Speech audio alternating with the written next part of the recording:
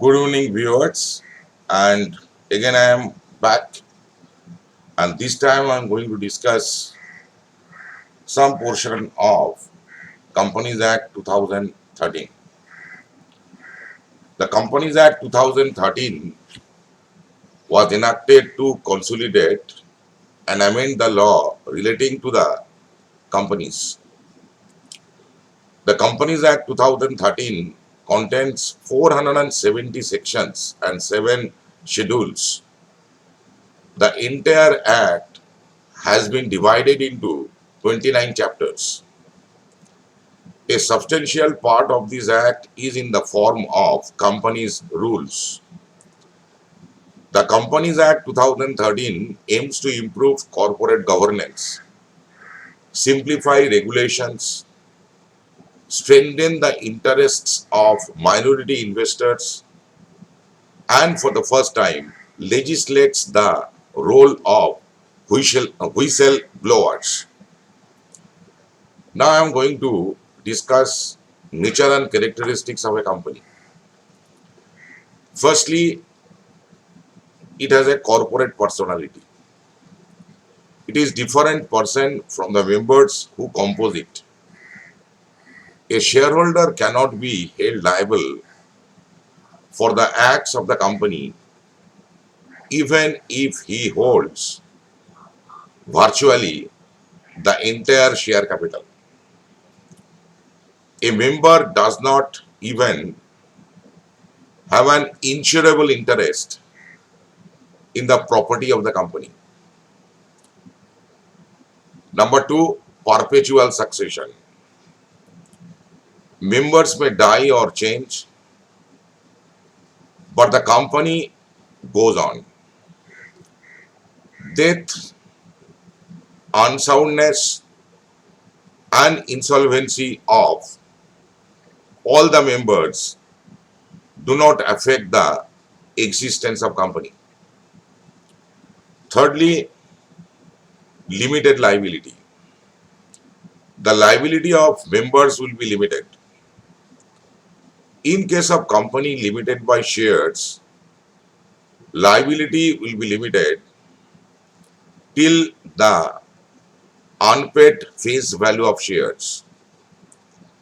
In case of company limited by guarantee, liability will be limited till the amount of guarantee amount. And in case of unlimited liability company, that is, in unlimited liability company, liability will be limited but only towards company, not towards third party. The fourth point is artificial legal person. A company is an artificial person created by the process other than natural birth.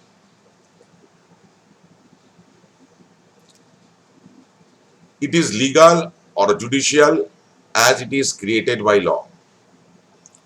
Fifth point, common seal. Common seal is the official signature of company, but by amendment of 2015, now there is no compulsion on company to have common seal. Next I am coming to meaning of corporate veil.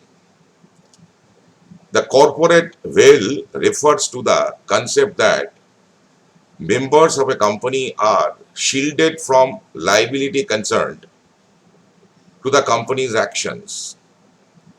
If the company incurs any debts or contravenes any laws, the corporate veil concept implies that members should not be liable for those errors. Now I am coming to next item, that is called doctrine of ultra vires. The meaning of the term ultra vires is simply beyond powers. It is a fundamental rule of company law that the objects of a company, as stated in its memorandum, can be departed from only to the extent permitted by the Act. So, here we may say, thus far and no further. In consequence, any act done or a contract made by the company which travels beyond the powers not only of the directors but also of the company are wholly void and inoperative in law and are therefore not binding on the company. The impact of the doctrine of ultra vires is that a company can neither be sued on an ultra vires transaction nor it can sue on it. Since the memorandum is a public document, it is open to public inspection. Therefore, when one company deals with a company, one is deemed to know about the powers of the company. If, in spite of this, it enters into a transaction which is ultra vires the company, no one can enforce it against the company. Now I will be discussing doctrine of constructive notice. This doctrine is in favor of a company. It creates a presumption in favor of a company. And let me discuss the effect of this doctrine. Once registered, MOA and AOA becomes the public documents.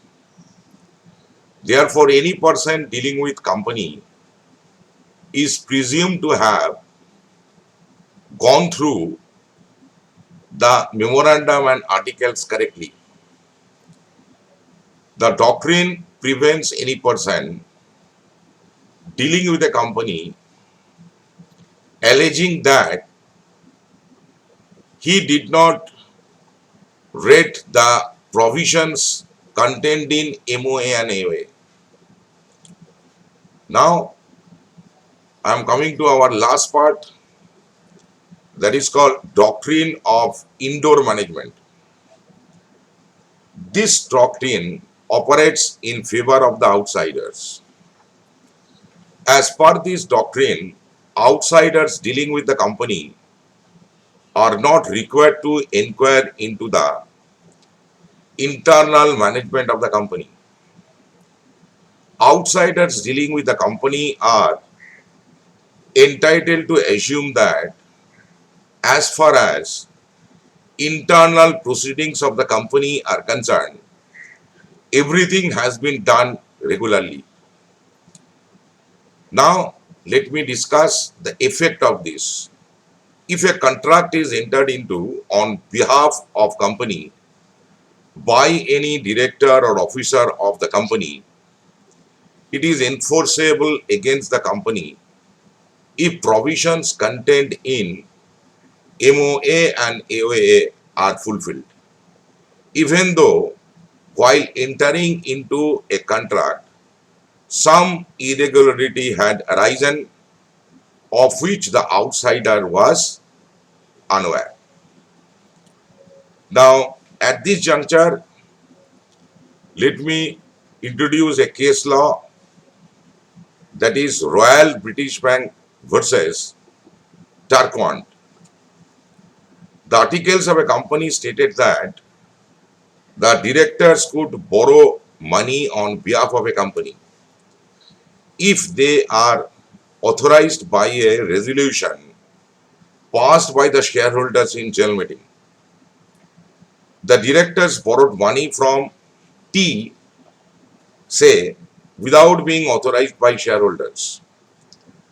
T lent money assuming that shareholders had authorized the directors. It was held that borrowing of money without any authorization was internal irregularity, and since T had no knowledge of such irregularity, he was not bound.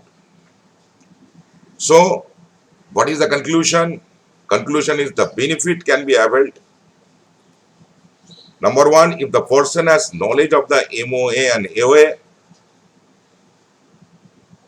and secondly, he has no knowledge of internal irregularity. Thank you.